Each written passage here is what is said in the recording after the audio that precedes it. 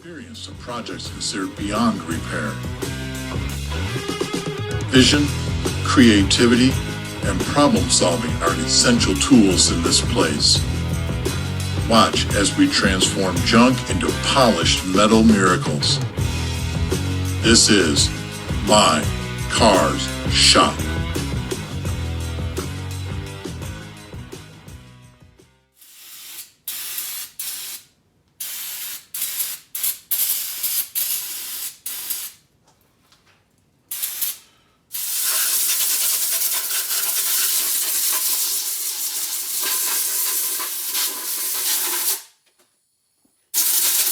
So one of the first things we want to do is inspect this and make sure that everything is stamped and numbered properly, because if in fact we are going to use any of this connecting rods or crankshaft or any of that stuff, we want to be sure that everything is numbered so it goes back in the same exact spot in the motor. We're obviously not going to use the pistons, but I can already tell the mains are numbered. I'll bring you over here and show you that, but 1, 2, 3, 4, 5 is pretty obvious. You can't confuse that. It looks like the rods are stamped, so that's good. The question is, well, somebody looks like this maybe has been apart before because there's yellow paint on here as well. But my concern, okay, 2, 2. Let's turn this a little bit. Okay, there's no stampings on that side. So interestingly, numbers on this side, numbers on this side, which kind of makes sense because that's where they would stamp them. 3, 4, 4. So that the numbers being together on the rod and the cap show you which way the cap goes on the rod, and that's important because you turn it the wrong way and then the line boring won't be right on the, and the bearing won't fit right and you'll ruin the engine. So just going to need to document a little bit here the fact that as the rods are in, number 1 is here, stamp. Number 2 is here, stamp. Number 3 is here, stamp. Number 4 is here, stamp, etc. So they're not all on the same side. And that's fine. I'll have this documented via video, so I don't know if I need to do anything more than that. But it's still good to know. Also, as I'm looking at this crank now under some real light, because I don't have much light back here in this corner, I'm seeing that this crank is starting to look to me like it probably is a forged crank. We'll know when we get it out. But I'm excited that we have everything turning. So I'm going to clean up a little bit more here as you saw me doing. And we'll start tearing this thing apart. You can see, if I get you zoomed in here hopefully, you can see here 1 on the rod, 1 on the rod cap, 2 on the rod cap, 2 on the rod. So that gives you the alignment, and it also tells you which form of rotation, which way it goes. So that's pretty well documented. So far I'm seeing that all the way down, that they're all stamped. We'll check them as we go. Here we go, taking out our first piston on our 413 426 project.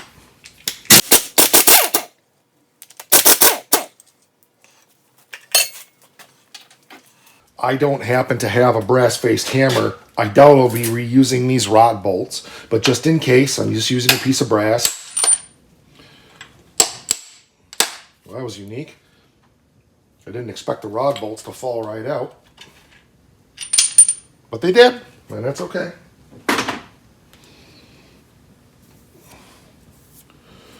Bearings look great. Crank looks great so far. Okay, normally I would use a piece of, I would put rubber hoses on the bolts to keep it from scarring the crank, but because the bolts came right out.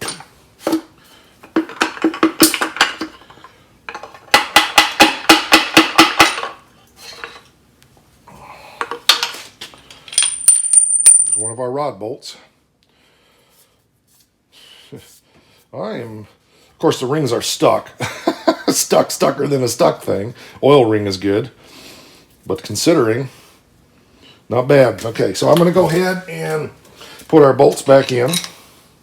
Got to dig the other one out. It's down here in the valley. Valley so low, I lost my lover. I know, stick to my day job. Oh, wait a minute. I am a musician. Line things back up again. There's our 1 and our 1. Put the bolts back, or the nuts back on. And now I know that everything is copacetically correct for anything we might reuse in the future. I'm looking at these rods going, we'll see. They'd probably be good for a naturally aspirated 440. Not sure I want to use them in a supercharged motor, but we'll see. I'm going to look the numbers up and see what they're like. These are not full floater pistons. There's no keepers. They're pressed pin pistons, so they're not high performance in any way. So these rods are pressed fit rods.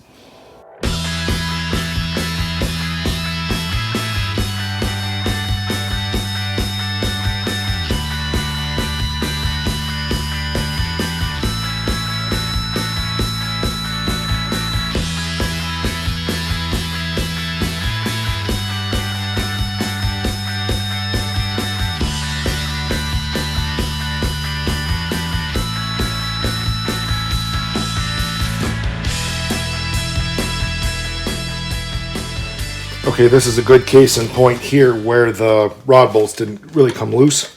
So I'm putting rubber hose on there to protect the crank journal before we drive that piston out.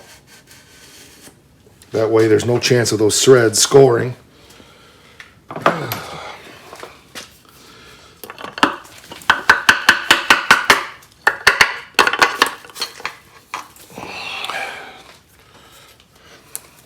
Some of these rings are actually free. A little, sort of.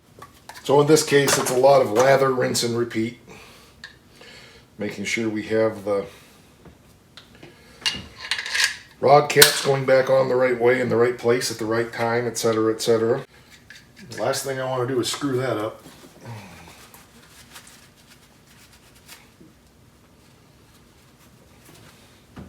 Chrysler was pretty good about stamping everything from the factory, so this is probably all factory stamped. Not every manufacturer was good about that. Okay. The moment of truth, in my opinion, I dug out one of my 340 cast cranks because I wanted to know if this is a reverse rotation crank or not. 2 clues. Oil chamfer holes on the journals. So this crank is pretty much in the same position. Let me get that crank rounded up. Okay, close enough. So the number 1 journal on a small block, because I don't have a big block crank laying around.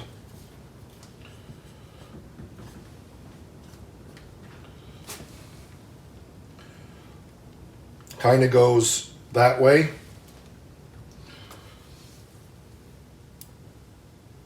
Same thing. This one kind of goes that way. Same thing.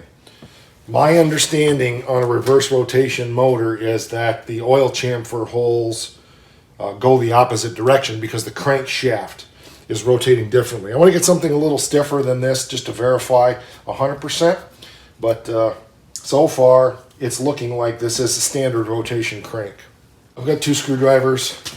This one's going straight down in like that. That one's doing the same thing. They're pretty much at the same angle if the holes were lined up.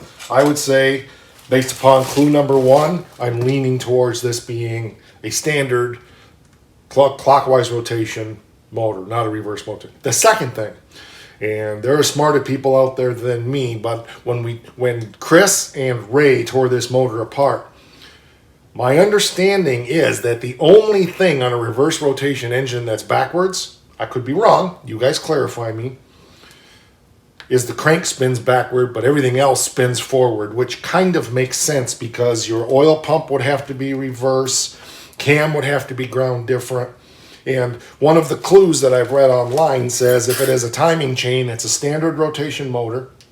If it has timing gears, then it's a reverse rotation, meaning not a gear drive like high performance, but it has a gear drive that causes the crank to spin backwards but the cam to spin normal rotation.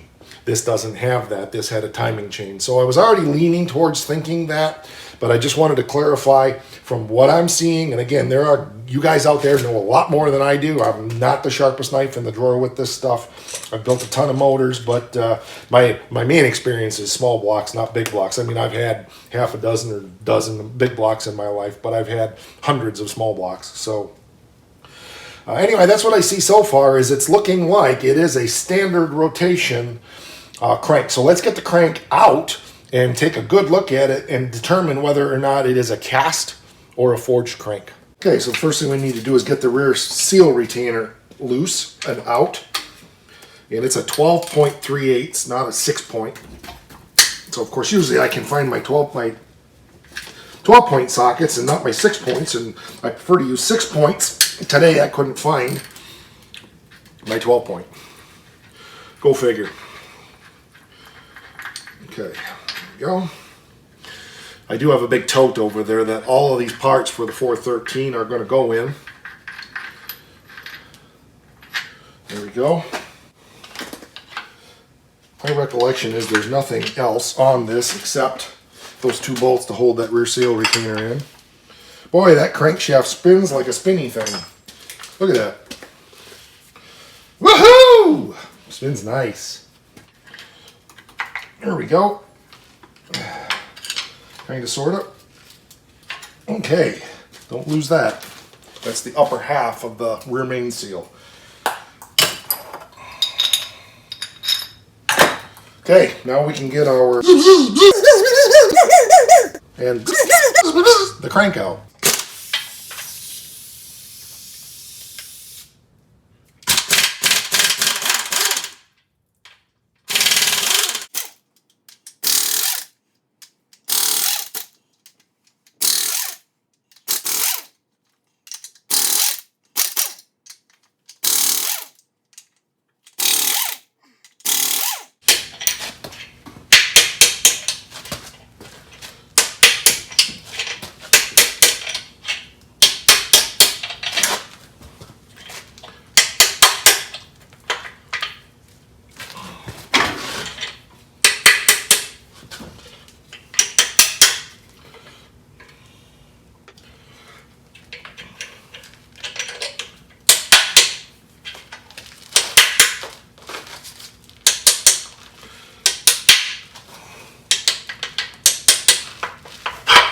Ouch!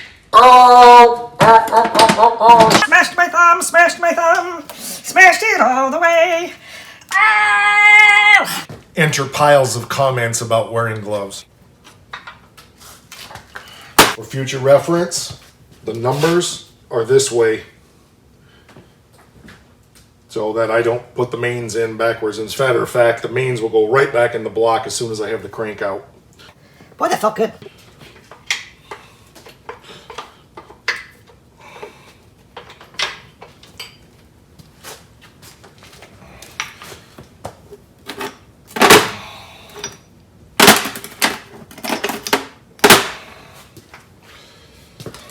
So it's not just a matter of needing to know which ones go where, but you also need to know which way they go, or again, you can screw up the line bore. Crank looks good. Oh, heavy, heavy, heavy. I'm gonna bet that's a forged crank. I will get you over here for a closer look, but from what I'm seeing, this crank does look like it's forged to me. Now, granted, that's a small block crank, and I know, but listen.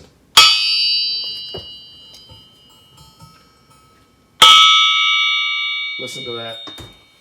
All that rings compared to this thing.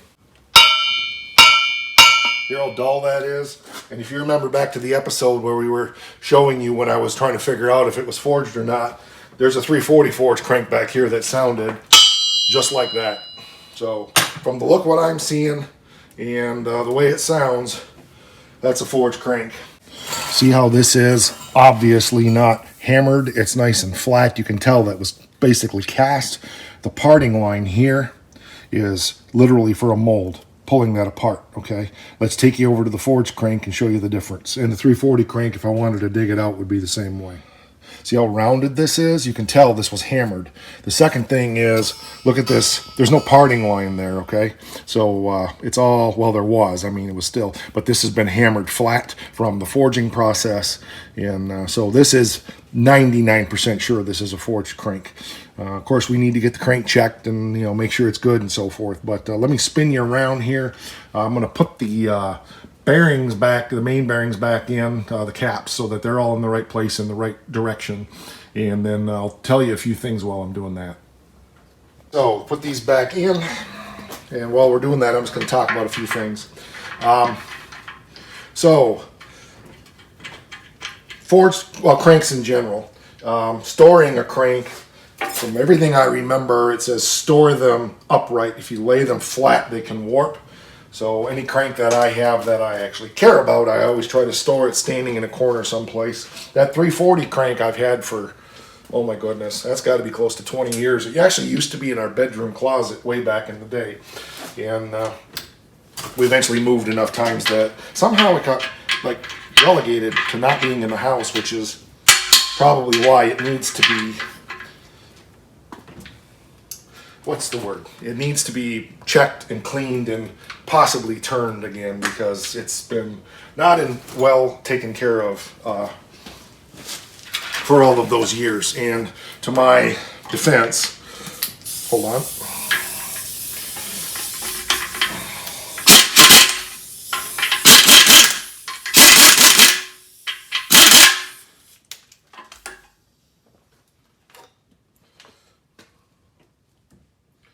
For my defense, life got really stupid for a while for us, and we were homeless, and I'm just lucky to have kept all the stuff that I was able to.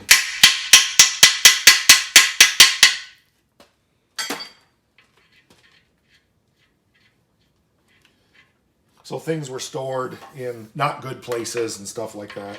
Hopefully you heard all of that.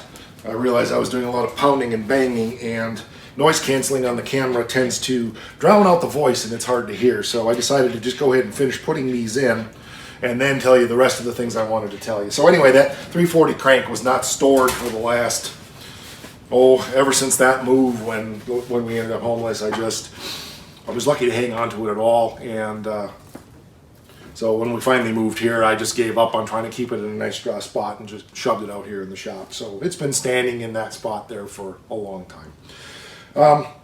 So what's the push? Why am I'm at least I'm probably a year away from getting going on the Mullet chassis, much less needing an engine. Well, I wanted to see what I was dealing with here. I wanted to see the condition of this motor, because I wanted to have time to look for something else if need be. We've got the 440 for the Challenger. That's a running motor. Probably not going to do much with that except put it in the car, fire it up, see what we got.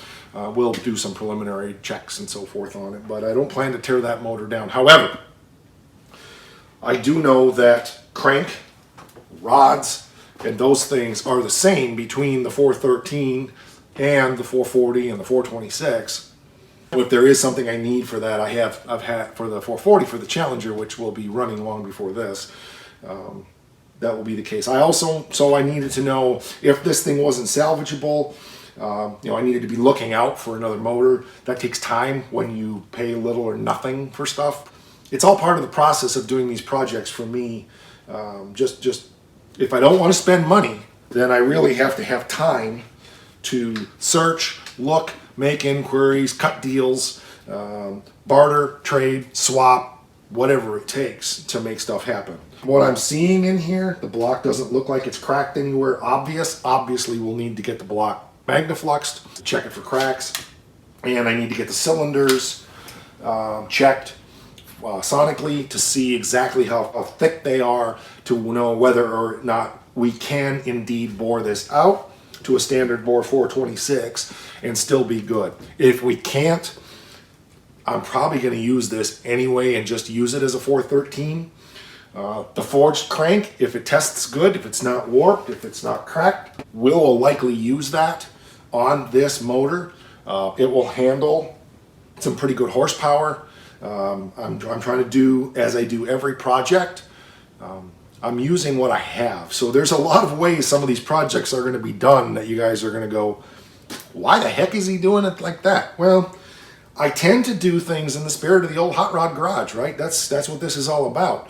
This isn't about buying parts off the shelf and spending a fortune. If I wanted to get stuff done quick, that's what we would do.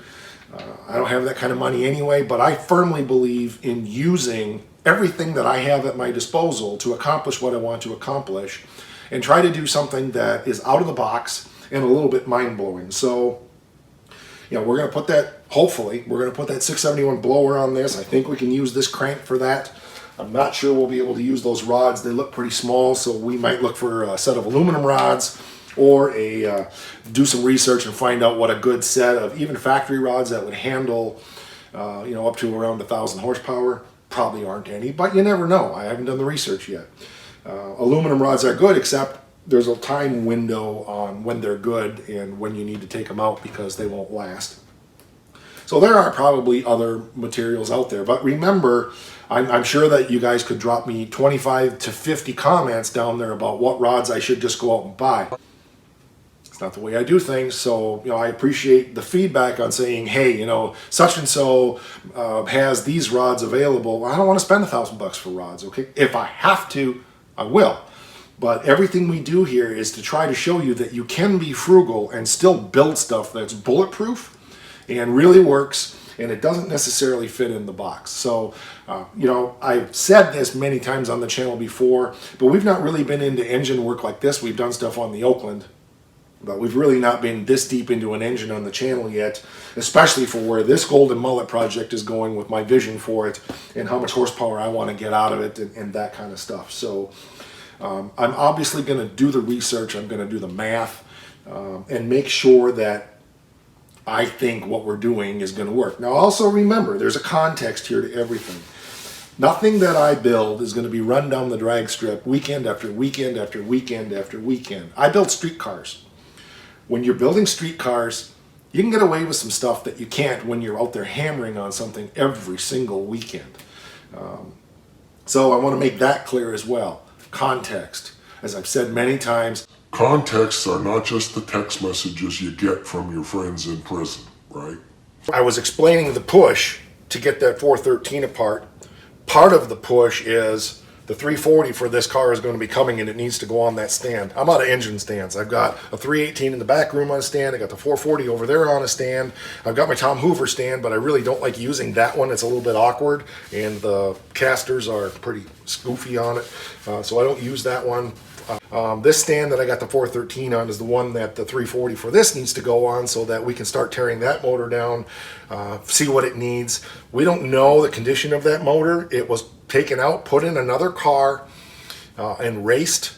The sister car to this one is an orange Duster, and that 340 was in that car until Bob finally went and bought a crate motor.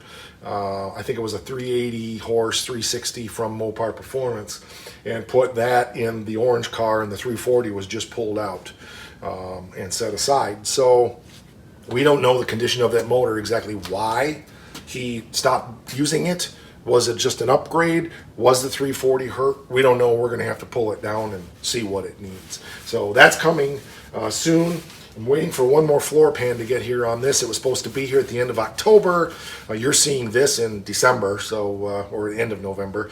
It's not here as of right now. This is the first week of November when I'm filming this. So hopefully that floor pan gets here soon and we'll get this unearthed and get back in there and really start putting this floor pans and stuff back into this car. Once we get rolling on that, it won't take long. Remember, the goal is to have the Challenger off the rotisserie by spring and to have this car ready to go on the rotisserie by spring. So that's the goal. Whether we meet it or not, we don't know, but that's, you got to have goals. You got to. So that's going to do it for this one.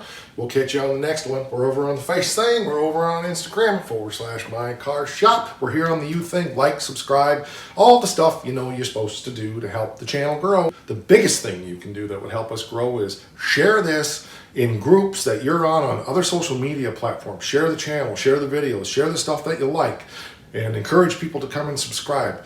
The more this grows, the more I'm going to be able to do, and that is, there's a lot coming, and it's going to require some pretty significant resources to move forward. So I'm asking for your help in that. Just spread the word. The more subs we get, the more money we generate here, and that's the way we move forward. Oh, you know, I almost forgot. Rock!